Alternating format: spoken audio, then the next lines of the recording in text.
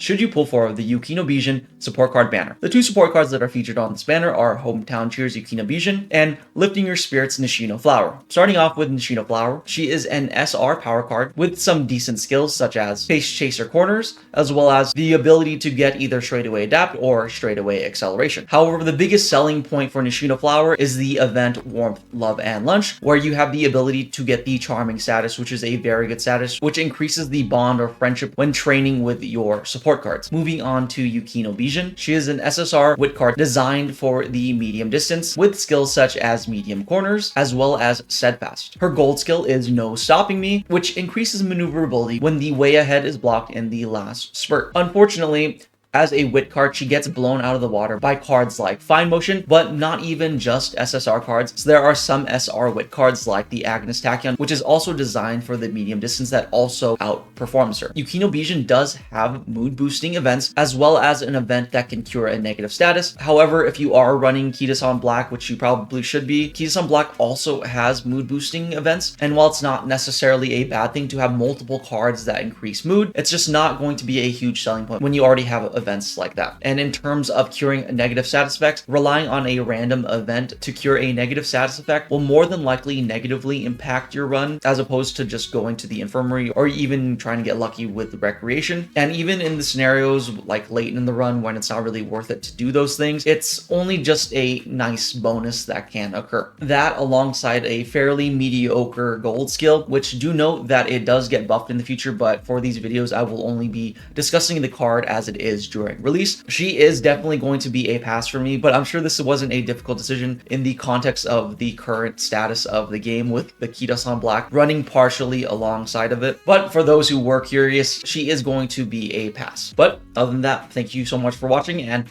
I'll see you on the track.